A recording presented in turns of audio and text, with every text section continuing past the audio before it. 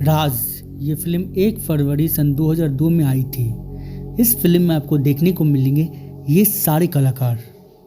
ये एक horror, thriller और मिस्ट्री जॉनर की फिल्म है। सन 2002 की ये one of the best film में से एक फिल्म है। इस फिल्म को डायरेक्ट किया था विक्रम भट्ट ने, प्रोड्यूसर थे मुकेश भट्ट। स्टोरी थी महेश भट्ट की, डायलॉग थे गिरीश दामेजा की, म्यूजिक था नदीम शर्मन का और लिरिक्स थे समीर के। इस फिल्म को 215 स्क्रीन के साथ रिलीज़ किया गया था। इस फिल्म में टोटल 8 गाने हैं जिनकी ड्यूरेशन है 42 मिनट्स 4 सेकेंड और सारे के सारे गाने उस साल सुपर हिट थे। IMDb पे इस फिल्म को रेटिंग मिले 6.6 और 64% गूगल यूजर्स ने इसे लाइक किया है। इस फिल्म का ड्यूरेशन है 2 आवर्स 32 मिनट्स। 2002 में ये फिल्म कमाई के मामले में दूसरे पोजीशन पे थी। पहले पोजीशन पे थी फिल्म देवदास और तीसरे पोजीशन पे थी फिल्म हमराज।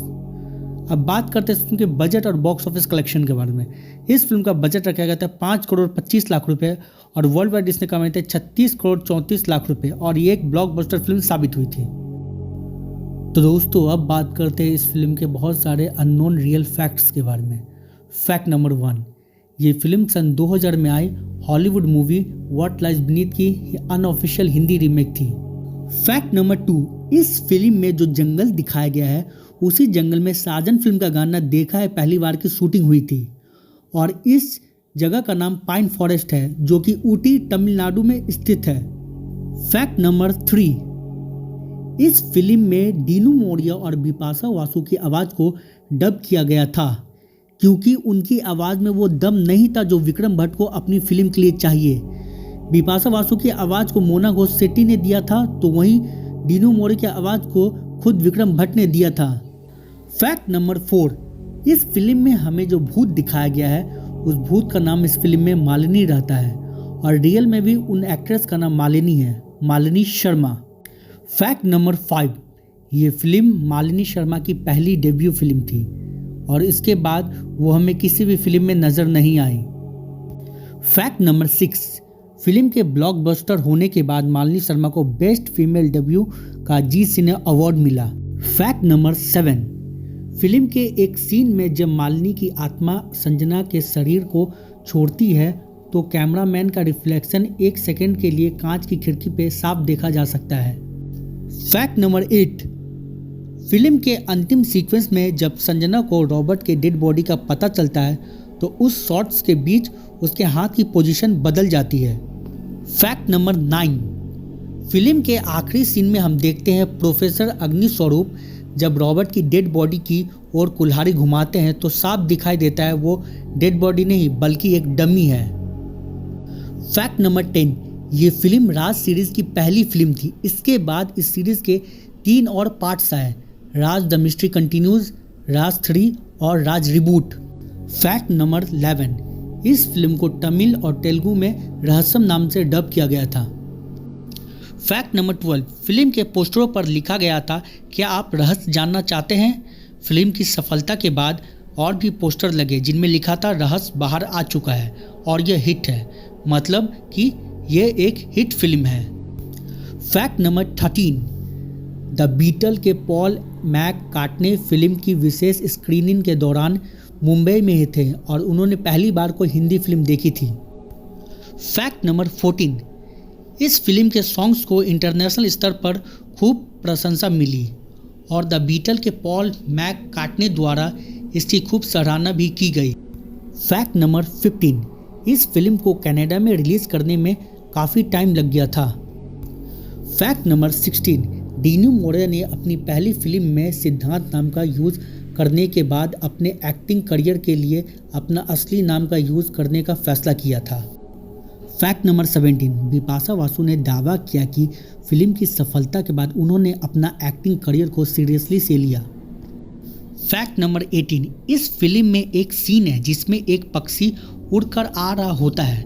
दोस्तों ये सीन तो आपको याद ही होगा, ये सीन प्रेरित है हॉलीवुड मूवी द वुमेन 2 से।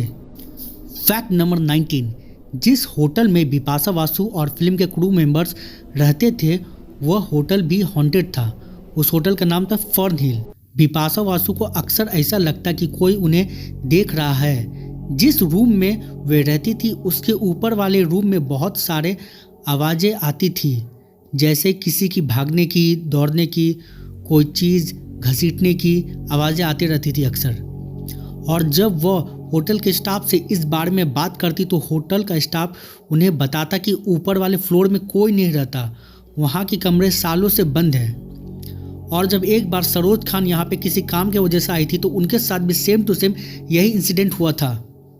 फैक्ट नंबर 20, जिस बंगले में वे शूटिंग कर रहे थे वो एक जंगल में स्थित था। रात के सीक्वेंस के दौरान ठंड का मौसम और सन्नाटा शूट को और भी डरावना बना देता था, इसलिए शूटिंग लाइट्स रात भर जलती रहती थी। फैक्ट नंबर 21, नदीम श्रवण का संगीत बहुत हिट हुआ और उन्हें बेस्ट म्यूजिक डायरेक्टर का जी सिने अवार्ड मिला। इससे फिल्म को काफ़ी ज़्यादा बढ़ावा मिला। फैक्ट नंबर 22, राज सीरीज में से जो एक राज रिबूट है वो सन 2016 में आई राज फ्रेंचाइजी की चौथी फिल्म थी। इस मूवी की पूरी कहानी राज पार्ट 1 से ली गई थी, लेकिन ये फिल्म बुरी तरह फ्लॉप रही। फैक्ट नंबर 23, डीनू मोरिया और बिपाशा बासु के साथ फिल्म बहुत कम बजट में बनाई गई थी। उस समय एज अ एक्टर और एक्ट्रेस वे कम पॉपुलर थे, लेकिन एज अ मॉडल वे काफ़ी फेमस थे, लेकिन लोग उनको नहीं जानते थे। उनसे ज़्यादा तो लोग आशुतोष राणा और मुरली शर्मा को जानते थे। फैक्ट नंबर 24, बिपाशा बासु से सही एक्सप्रेशन पाने के लिए विक्रम भट्ट और उनकी टीम उनके साथ स्कैरी प्रैंक करते थे, जो कि डरावने सीन के दौरान उनके रियल एक्सप्रेशन के फॉर्म में बाहर निकल सके। फैक्ट नंबर 25, बिपाशा बासु और डीनू मोरिया दोनों ही उस समय नए थे, क्योंकि राज उन दोनों की दूसरी मूवी थी। बिपाशा बासु की पहली फिल्म थी अजनबी, जो कि साल 2001 में आई थी। वहीं डीनू मोरिया की पहली फिल्म थी प्यार में कभी कभी, जो कि सन 1999 में आई थी। फैक्ट नंबर 26, इस फिल्म में जो भूत का रोल है वो पहले बिपाशा बासु को दिया गया था, लेकिन उन्होंने ये रोल करने से मना कर दिया। फिर बाद में ये रोल मालिनी शर्मा को मिला। फैक्ट नंबर 27, ये फिल्म तब रिलीज हुई थी जब हॉरर फिल्मों का ट्रेंड खत्म हो चुका था। इस फिल्म की जबरदस्त सफलता के बाद ही हॉरर फिल्मों का ट्रेंड फिर से लौट आया। फैक्ट नंबर 28, हॉरर फिल्मों के उस्ताद रामसे ब्रदर्स ने अपना गौरव खो दिया था और बॉलीवुड में सालों से कोई भी हॉरर फिल्म नहीं बनी थी, लेकिन राज फिल्म की सफलता ने कई फिल्म निर्माताओं को हॉरर फिल्म बनाने के लिए प्रेरित किया। Fact number 29, director Vikram Bhatt जब राज मूवी को डायरेक्ट कर रहे थे उस समय कोई भी छोटी बजट की मूवी पे विश्वास नहीं रखता था। हर कोई सोचता कि हम गलती कर रहे हैं। डरावनी फिल्में जो हमने राज से पहले देखी, दुर्भाग्य से वो सारी की सारी फिल्में बी ग्रेड के लिस्ट में आ चुकी थी। लोगों को लगा कि हम वैसी ही फिल्म बना रहे हैं। फैक्ट नंबर 30, विक्रम भट्ट को इस फिल्म को बनाकर गलती न करने के लिए सबने एडवाइस दिया। यहाँ तक कि एक बड़े प्रोड्यूसर ने उनसे ये कहा कि क्या यार, तू फ्लॉप हीरो और हीरोइन के साथ पिक्चर बना रहा है, तेरी फिल्म सुपर फ्लॉप हो जाएगी। फैक्ट नंबर 31, राज फिल्म के ऑडिशन के लिए जब डीनू मोरिया मुकेश भट्ट के ऑफिस गए, जहां उन्होंने महेश भट्ट और विक्रम भट्ट को बैठे देखा।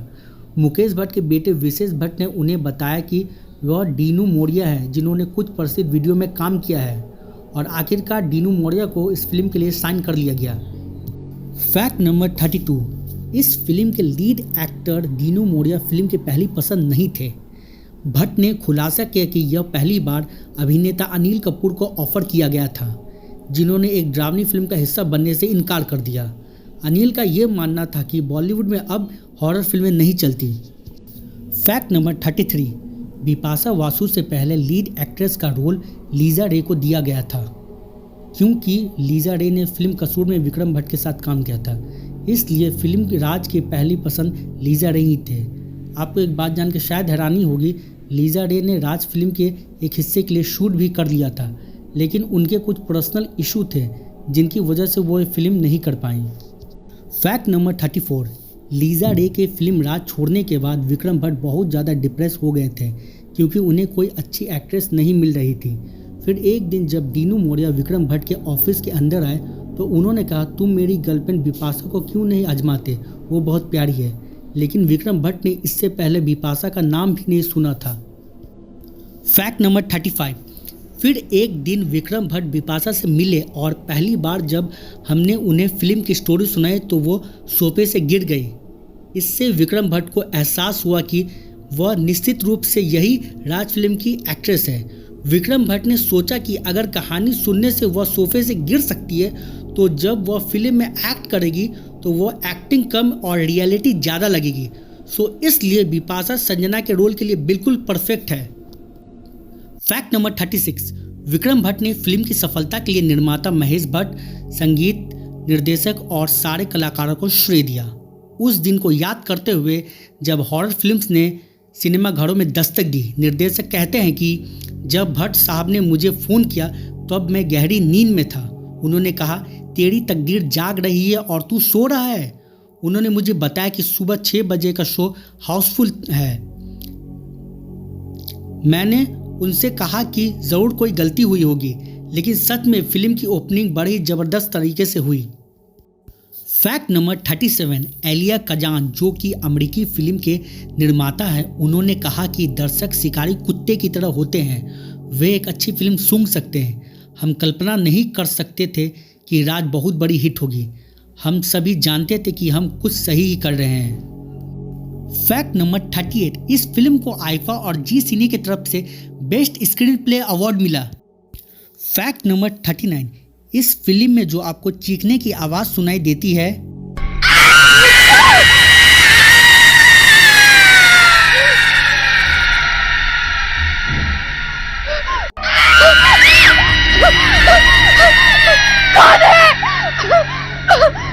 वो आवाज़ भी रियल चुड़ैल की आवाज़ से इंस्पायर्ड है। दरअसल विक्रम भट्ट अपनी एक फिल्म की शूटिंग मुकेश मिल में कर रहे थे। मुकेश मिल को दुनिया के हॉन्टेड प्लेसेस में से एक माना जाता है। यह एक मिल हुआ करता था बहुत समय पहले और इसमें बहुत सारे मजदूर काम करते थे, लेकिन अचानक एक दिन इस फैक्ट्री में आग लग जाती है और सारे लोग जलकर मर जाते हैं और तब से यह जगह हॉन्टेड प्लेसेस में एक मानी जाती है। शूटिंग के दौरान विक्रम भट्ट को एक चीख सुनाई देती है जिसे सुनकर वो काफ़ी डर जाते हैं। ये चीख इतनी डरावनी थी कि विक्रम भट्ट ने इसको अपनी फिल्म में यूज़ करने का सोचा। इस चीख की आवाज़ को विक्रम भट्ट अपनी फिल्म में डालने के लिए बहुत सारे लोगों का ऑडिशन लिए, बट उन्हें कोई अच्छा रिजल्ट नहीं मिला। फिर 2 वॉइस आर्टिस्ट को बुलाया गया और उन दोनों की आवाज़ को मिक्स करके same to same Vikram Bhatt ने वैसे ही आवाज़ को क्रिएट कर दिया। फैक्ट नंबर 40, ये फिल्म एक रियल स्टोरी पे बेस्ड है, तो आइए जानते हैं उस रियल स्टोरी को।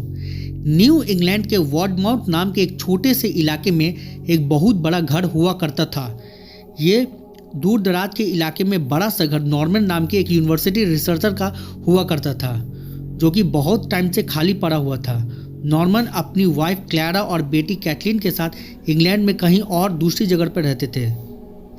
नॉर्मन 55 साल का था और उसकी बीवी क्लैरा 50 साल की थी और उनकी बेटी 21 साल की थी। तीनों अपनी लाइफ खुशी से बिता रहे थे। कैथलीन अपनी स्कूल की पढ़ाई कंप्लीट कर चुकी थी और वह इंग्लैंड छोड़ के न्यूयॉर्क में अपनी आगे की पढ़ाई कंप्लीट करना चाहती थी। जैसे ही कैथलीन ये तय कर लेती है कि उसे अब न्यूयॉर्क में पढ़ने को जाना है, उसी समय उसके पेरेंट्स ये डिसाइड करते हैं कि अब वो वेयरमाउंट वाले घर में रहेंगे। फिर उसके पेरेंट्स उस घर में रहने को आ जाते हैं। फिर करीब 12 दिन बाद जब क्लैरा घर में अकेली होती है तो तभी उसे अपने पड़ोसियों के घर से मारपीट करने की आवाज़ें आने लगती है। रात का वक्त था और बाजू वाले घर में एक दंपति रहा करते थे। वे लोग भी उम्र दराज थे। उन दंपतियों की लड़ाई हद से ज़्यादा बढ़ जाती है। इतनी बढ़ जाती है कि क्लैरा को अपने बेड से उठना पड़ता है और खिड़की के पास जाकर देखना पड़ता है कि उन दोनों में इतना भयानक लड़ाई आखिर क्यों हो रही है। क्लैरी अपनी विंडो से उन कपल को देखने की कोशिश कर रही होती है कि अचानक एक जोरों की आवाज़ आती है और झगड़ा बंद हो जाता है। लड़ाई बंद होने के एग्जैक्टली 15 मिनट बाद क्लैरी अपनी खिड़की से देखती है कि उनके पड़ोस वाला आदमी एक बैग को घसीटते हुए घर के पीछे वाले बैकयार्ड में जाकर उस बैग को ज़मीन में गाड़ देता है और फिर वो वापस अपने घर चला जाता है। ये सब वाक़या क्लैरी अपनी खिड़की से देख लेती है, लेकिन वो आदमी क्लैरी को नहीं देख पाता। जैसे तैसे ये रात बीत जाती है और अगले दिन उस एरिया में ये बात फैल जाती है कि उस आदमी की बीवी मिसिंग है। फिर पुलिस आती है और उस आदमी से पूछताछ कर रही होती है, तो उस आदमी ने बताया कि कल हमारे बीच बहुत झगड़ा हुआ और फिर वो गुस्से से घर छोड़कर चली गई। उसके बाद उसको नहीं पता कि उसकी वाइफ अब कहाँ है। क्लैरी को सब कुछ पता था, लेकिन वो पुलिस के झंझट में पड़ना नहीं चाहती थी, इसलिए उस समय उसने कुछ नहीं बोला। बस ये वाली रात बीतती है और क्लैरी के घर में अजीबोगरीब चीज़ें स्टार्ट होना शुरू हो जाती हैं। अब क्लैरी को हमेशा यही लगता है कि जब वो अकेली होती है तो कोई उसे देख रहा होता है, जब वो सो रही होती है तो कोई उसके कान में कुछ फुसफुसा रहा होता है। उसको रात में डरावने डरावने सपने आने लगे। दिन गुजरने के साथ ही ये एक्टिविटी यूं ही बढ़ती रही। अब क्लैरी सब कुछ समझ चुकी थी। उसे लगा कि उस औरत की आत्मा उससे मदद मांग रही है। क्लैरी इन सब घटनाओं से अब काफ़ी परेशान हो चुकी थी। सो उसने ये सब बात अपने पति नॉर्मन को बताई। नॉर्मन ने उससे कहा कि तुम डर गई हो इसलिए तुम्हें ऐसा लग रहा है, ये सब तुम्हारे दिमाग का फितूर है और कुछ नहीं। क्लैरी का पति क्लैरी की बात नहीं मानता है। सो क्लैरी ये सब बातों को अपने एक दोस्त को बताती है। उसके दोस्त ने कहा कि मेरे पास एक तरीका है जिससे हम लोग आत्माओं से डायरेक्टली बात कर सकते हैं। उसने कहा कि मेरे पास ओजा बोर्ड है, ओजा बोर्ड की मदद से हम आत्माओं से डायरेक्टली बात कर सकते हैं। अब जिन लोगों को नहीं पता ओजा बोर्ड क्या होता है या फिर वीजी बोर्ड क्या होता है, उन लोगों को मैं बता दूं, ये एक तरह का बोर्ड होता है जिसमें ए से लेकर जेड तक अल्फ़ाबेट दिए रहते हैं और इनके थ्रू हम आत्माओं से बात कर सकते हैं। अगले दिन नॉर्मन अपने काम पर चला जाता है और क्लैरा अपने दोस्त को अपने घर बुलाती है। फिर दोनों मिलकर वीजी बोर्ड को यूज़ करने लगते हैं। उसके बाद उनके घर में एक हवा का झोंका आता है और सारी बिजलियां बंद हो जाती हैं और सारी मोमबत्तियां बुझ जाती हैं। वीजी बोर्ड के ऊपर जो प्लैंचिट होता है वो अपने आप अल्फ़ाबेट के ऊपर घूमने लगता है और फिर जाकर एम लेटर पे आकर रुक जाता है। क्लैरी ने ये सोचा कि जो आत्मा उससे कांटेक्ट बनाई है उसका नाम एम से स्टार्ट होता होगा। और डराने वाली बात यह है कि जिस औरत का मर्डर हुआ था उसका नाम भी एम से स्टार्ट होता था, क्योंकि उसका नाम मैरी था। क्लैरी को अब पूरी तरह से यह विश्वास हो जाता है कि वह आत्मा मैरी की ही है और मैरी की आत्मा उससे मदद चाहती है कि वो उसे इंसाफ दिलाए। अब क्लैरी ये डिसाइड कर लेती है कि वह पुलिस को सब कुछ बता देगी और जिस दिन वो पुलिस के पास जाने वाली होती है उस दिन उसके बाथरूम से एक अजीब सा साउंड आता है। जब वह बाथरूम चेक करती है तो वह देखती है कि बाथरूम के शीशे पे कुछ फॉग से लिखा हुआ है। जब वो ध्यान से देखती है तो उसे पता चलता है कि आईने में लिखा हुआ है यू आर रॉन्ग। ये देखते ही क्लैरी पूरी तरह घबरा जाती है। वो सोचती है कि वो कहाँ पे गलती कर रही है। फिर यही सोचते सोचते वो अपने घर की सफाई करने लगती है। सफाई करते करते उसे एक पुरानी कबर्ड में एक पुराना न्यूज़पेपर मिलता है जो कि बहुत पुराना होता है। वो सोचती है कि ये पुराना न्यूज़पेपर यहाँ कबर्ड में क्या कर रहा है। फिर वह उस न्यूज़पेपर को अच्छे से एनालाइज करती है तो वह देखती है कि एक छोटा सा आर्टिकल जो कि एक लड़की के बारे में है जिसका नाम मेडिसन फ्रैंक होता है। वो लड़की एक कॉलेज की स्टूडेंट थी जो कि एक दिन अचानक से गायब हो गए। फिर वो मेडिसिन के बारे में पूरी डिटेल में सर्च करती है तो उसे पता चलता है कि जिस कॉलेज में वो स्टूडेंट थी उसी कॉलेज में उसका पति काम करता है। बस यही हिंट मिलने से क्लैरी उसके बारे में और जानने को उत्सुक हो जाती है। फिर वह यह डिसाइड करती है कि वो मेडिसन के घर जाएगी और उसके बारे में ज़्यादा से ज़्यादा जानकारी प्राप्त करेगी। फिर वह अकेले मेडिसन के घर जाती है। मेडिसन के घर का दरवाज़ा एक बूढ़ी औरत ने खोला था जो कि मेडिसन की माँ होती है। क्लैरी मेडिसन की माँ से बोलती है कि वह एक रिसर्चर है और वो उसकी बेटी पर रिसर्च कर रही है, तो आप प्लीज़ उसके बारे में बताइए और उसका कमरा दिखाइए। क्लैरी और मेडिसन की माँ के बीच बहुत लंबी बात होती है। फिर मेडिसन की माँ क्लैरी को मेडिसन का रूम दिखाती है जो कि काफ़ी सालों से बंद था। क्लैरी को मेडिसन की एक तस्वीर दिखती है। उस तस्वीर में मेडिसन ने एक बहुत ही महंगा नेकलेस पहना हुआ है। फिर क्लैरी सोचती है कि ये लोग इतने अमीर तो लगते नहीं, फिर मेडिसन ने इतना महंगा नेकलेस कैसे पहना हुआ है। फिर क्लैरा मेडिसन के पूरे रूम को अच्छे से एक्सप्लोर करती है तो उसे बेड पर एक बालों का गुच्छा मिलता है जिसे वह चुपके से अपने पॉकेट में रख लेती है और फिर वहाँ से निकल जाती है। क्लैरी और उसकी दोस्त ये बालों का गुच्छा लेकर एक तांत्रिक के पास पहुँचते हैं। उस बालों के गुच्छे की मदद से तांत्रिक मेडिसन की आत्मा को बुलाती है। मेडिसन की आत्मा अचानक से क्लैरी के अंदर आ जाती है, लेकिन ये बात ना ही उस तांत्रिक को पता चलती है और ना ही उसके दोस्त को और ना ही खुद क्लैरा को। उसके बाद क्लैरा अपने दोस्त और उस तांत्रिक को बोलती है कि मुझे कुछ अच्छा नहीं लग रहा है, शायद मेरी तबीयत खराब हो चुकी है। क्लैरा और उसकी दोस्त वह ब्लैक मैजिक की विधि को अधूरा छोड़कर चले जाते हैं और दोनों वापस अपने अपने घर को चले जाते हैं। फिर जब नॉर्मन अपने घर वापस आता है तो वहाँ उसे क्लैरी मिलती है, लेकिन क्लैरी का आभाव जैसे बदल ही चुका था। वो क्लैरी नहीं बल्कि कोई और ही लग रही थी।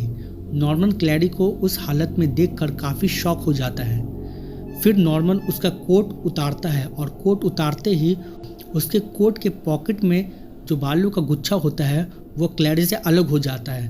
तो उसी वक्त मानो क्लैरी नॉर्मल हो जाती है पूरी तरह से। अब क्लैरी को सब कुछ अच्छे से समझ में आ चुका था कि मेडिसिन वही लड़की थी जिसका अफेयर उसके पति नॉर्मन के साथ चल रहा था, एक्स्ट्रा मैरिटल अफेयर। इसलिए वह पुराना न्यूज़पेपर उसके कबर्ड में इतने दिनों तक था। फिर क्लैरी अपने हस्बैंड नॉर्मन से गुस्से में पूछती है कि मुझे सब कुछ सच सच बताओ। तो नॉर्मन एक्सेप्ट करता है कि हाँ, वो मेडिसिन को जानता था और मेडिसिन उससे प्यार भी करती थी, लेकिन एक दिन वो अचानक गायब हो गई और उसके बाद उसका क्या हुआ और अब वो कहाँ है, नो मुझे नहीं पता। ये सब कुछ जानने के बाद क्लैरी नॉर्मन से बहुत गुस्सा हो जाती है और वो अपने दोस्त के घर उसी रात को चली जाती है। फिर क्लैरी ये सब बात अपने दोस्त को बताती है तो उसके दोस्त को एक बात याद आती कि बहुत समय पहले नॉर्मन को उसने एक लड़की के साथ झगड़ा करते हुए देखा था और उस लड़की के बाल बिल्कुल ब्राउन थे। और डरने की बात यह है कि क्लैरी को जो बालों का गुच्छा मिला था उसका कलर भी बिल्कुल ब्राउन था। क्लैरी अब 100% कन्फर्म हो जाती है कि ये बालों का गुच्छा मेडिसिन का ही है और उस रात जब मेडिसिन गायब हुई थी तो उसमें कहीं ना कहीं उसके पति का भी हाथ है। फिर क्लैरी उसी रात अपने घर को लिए निकल जाती है। घर के पास पहुंचने के बाद क्लैरी नॉर्मन को घर के बाहर बुलाती है और मेडिसिन से रिलेटेड सवाल पूछने लगती है। क्लैरी के घर के पास ही में एक तालाब था। वे लोग बात डिस्कस करते करते उस तालाब तक पहुंच जाते हैं। फिर अचानक से क्लैरी का पैर फिसल जाता है और वो तालाब में गिर जाती है। क्लैरी को बिल्कुल भी तैरना नहीं आता था।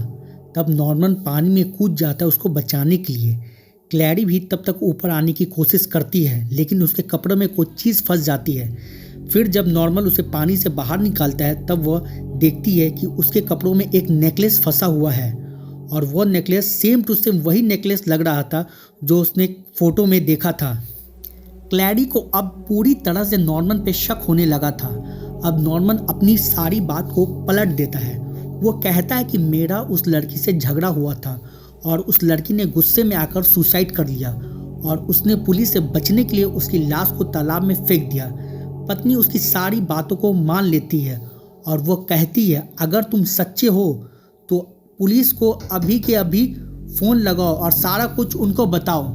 फिर नॉर्मन एक नंबर डायल करता है और वो अपना जुर्म कन्फेस करता है कि उसने ये सब काम किया। जब नॉर्मन कॉल कट कर रहा होता है तो उसकी पत्नी समझ जाती है कि इसने पुलिस का नंबर नहीं बल्कि कोई और ही नंबर डायल किया था।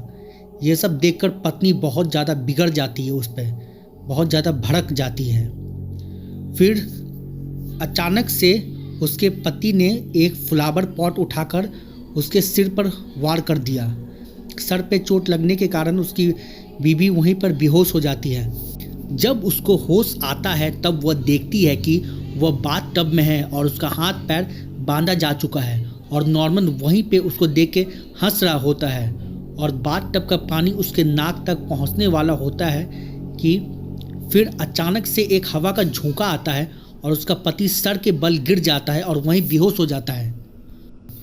फिर क्लैरा उसी हालत में उस बाथ टब से बाहर निकलती है और अपने आप को उन रस्सियों से अलग करती है। फिर क्लैरी जल्दी जल्दी गाड़ी की चाबियां ढूंढती है बट उसे चाबियां नहीं मिलती। फिर 5 मिनट बाद उसे एक बात याद आती कि गाड़ी की एक्स्ट्रा चाबी घर के एक कमरे में है। वह जल्दी से जाती है और एक्स्ट्रा चाबी ले लेती है और फिर क्लैरा जल्दी जल्दी में गाड़ी में बैठ जाती है और अपने घर से दूर जाने लगती है। लेकिन उसका पति वहीं उस गाड़ी में छुपा होता है पीछे वाली सीट में। दोनों में झड़प होती है और गाड़ी डिसबैलेंस होकर उसी तालाब में गिर जाती है। नॉर्मन अपनी पत्नी का गला दबा रहा होता है ताकि उसकी पत्नी डूब के मर जाए, लेकिन उसी वक्त अचानक एक हवा का झोंका आता है और सीधे नॉर्मन से टकराता है, जिसके फोर्स से वो पानी में बहुत दूर चला जाता है। नॉर्मन को अच्छी तरह तैरना आता था लेकिन उसके बावजूद वो पानी में खुद ब खुद अपने आप डूबता जा रहा था। दूर जाने के बाद क्लैरा ऊपर आने की कोशिश करती है और उससे फील होता है कि कोई फोर्स उसे ऊपर की ओर धकेल रही है। उसके बाद क्लैरा बेहोश हो जाती है। फिर जब उसको होश आता है तो वो देखती है कि सुबह हो चुकी है और वो अभी भी सही सलामत है और उसके पति की डेड बॉडी पानी में तैर रही होती है। फिर क्लैरा पुलिस की मदद से मेडिसन की डेड बॉडी, जो कि अब स्केलेटन में बदल चुकी थी, उसको निकलवाती है और पूरे नियम से उसका अंतिम संस्कार करवाती है। फैक्ट नंबर 41, राज फिल्म को आज पूरे 20 साल 10 महीने हो चुके हैं और अगले साल फरवरी के महीने में इसको पूरे 21 साल हो जाएंगे। फैक्ट नंबर 42, राज फिल्म के गाने और इसके बोल्ड सीन के कारण इस फिल्म को काफ़ी ज़्यादा बढ़ावा मिला। फैक्ट नंबर 43, ये फिल्म OTT प्लेटफॉर्म पर फ्री में अवेलेबल है। यह आपको Amazon प्राइम और YouTube में मिल जाएगी।